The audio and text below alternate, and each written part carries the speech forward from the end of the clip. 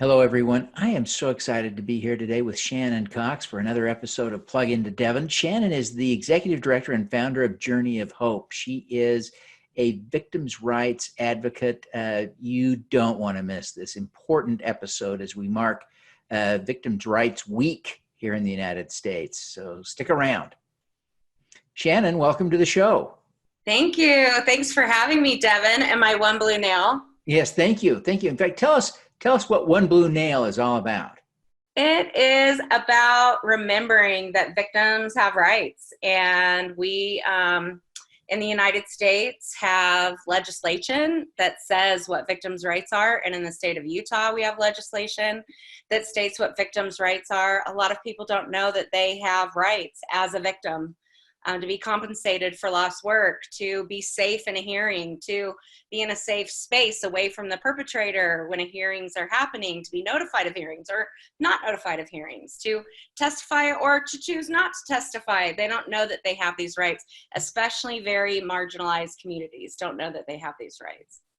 This is really important work. Now, while we're having this very important conversation, I am, for the first time in my life, going to paint a nail just for you. One blue nail. One blue nail. Yeah. I think I'm already making a mess of this, but tell us more about the women you serve at Journey of Hope. Yeah, we have the amazing opportunity to work with women walking out of prison, jails, off the streets, out of homelessness, fleeing domestic violence. Woohoo! Look at that thing. Yes. Fleeing trafficking, girls that are aging out, turning 18, girls that have been sexually exploited and are in the juvenile justice system. So really marginalized, amazing, resilient, powerful survivor females and LGBTQI+, and their safe male partners we will work with and family members.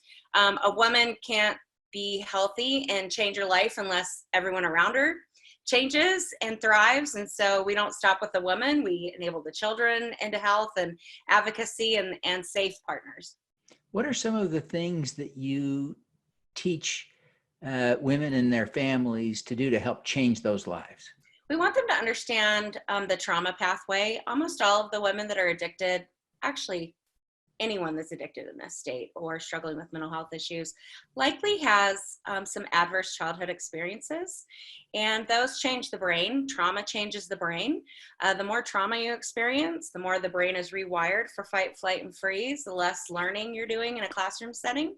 And you may use coping mechanisms that aren't healthy in regular society, but allow you to survive dangerous settings. Those don't work well in a school setting. They don't work well on a playground when you're arguing and you get a little more reactive than some of the other kids.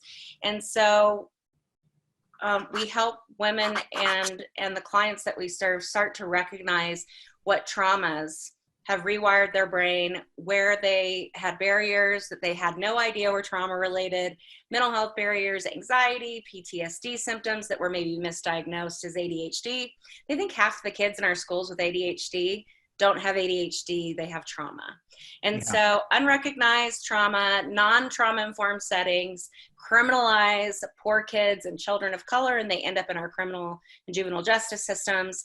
And those are not trauma informed spaces. And so we help them start to identify those traumas, identify the triggers, identify the mental health and the self-medicating addiction that came into play, maybe the suicidality that came into play, the dangerous actors that are found in addiction, more trauma, more self-medicating, more mental health issues, more trauma, and it's cyclical.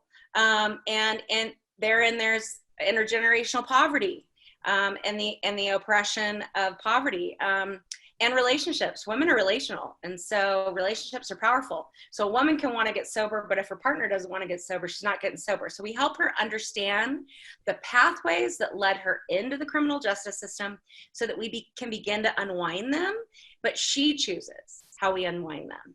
She may not be ready to get sober until we house her. If she's been sexually if she's been attacked, if she's been assaulted, if she's been trafficked, I don't expect her to get sober until I house her. And so she chooses the path. Interesting. Yeah.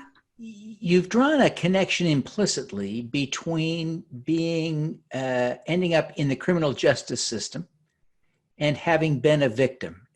Draw the line clearly for us. What's the connection? Well, the ACE research is showing, the average childhood experience research is showing that someone with a high ACE score, 4 or 5, is 20 times more likely to end up in prison, 15 times more likely to have committed suicide, this many more times than the general public to have used drugs and alcohol and have been in the criminal justice system. So we know that the more trauma a child experiences, the more likely they are not to have the protective factors in place to keep them from ending up in that. For girls, it's the sexual assault to prison pipeline. For boys, it's the school to prison pipeline. They start acting out and being reactive in schools. And if they're in poor neighborhoods and poor schools where you have police officers, you're getting shoved into the criminal justice system. In wealthy neighborhoods where you have more therapists, you're not going to be shoved into the criminal justice system as quickly unless you're a child of color. Even with all the justice reinvestment we've done in this state around juveniles and adults, we still look like the rest of the nation, really, really bad for children of color and marginalized communities. And we're not dealing with the real underlying epidemic of trauma in this state. Yeah. Before the pandemic, you heard every single night on the news that we had a suicide issue and an opiate issue, but you did not hear that there was an underlying public health issue of trauma in this state. We are above the national average in sexual assault for males and females. We are above the national average for domestic violence homicide. We are above the national average. We have a third of the men in our prison are there for pedophilic acts, but most of them were victims as children. Had they received therapy, they would not have become adult predators. We're not talking about the underlying trauma that is driving all the other social issues that we feel comfortable dealing with. That's amazing. Well, here's my finger, everybody. I want you to see my finger. One blue nail. One blue nail. Not that finger. It's the other finger. It's the ring finger. Yeah. It's not the other finger. There you go.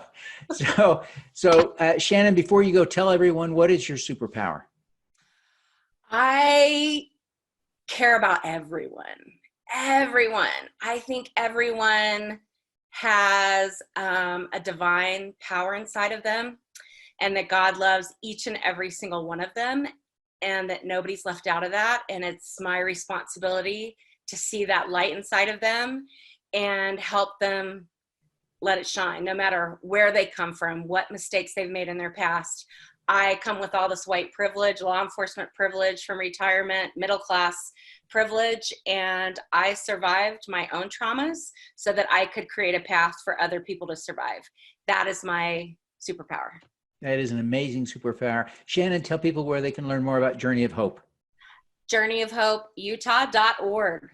Come visit us and like us on Facebook, and we have a $1,000 match right now on Facebook, so help us with a fundraiser. If you've got a little money and you care about women and girls, and help us. Come help us.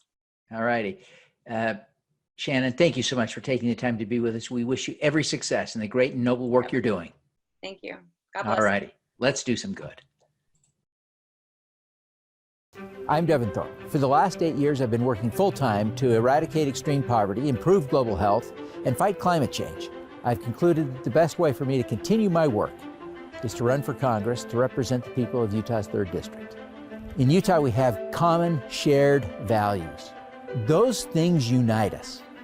I believe passionately in our ability to come together, and I believe that working together, we can solve Utah's problems. I'm Devin Thorpe. I'm a Democrat. I'm running to represent the people of Utah's 3rd District. I'm Devin Thorpe, a candidate for Congress, and I approve this message.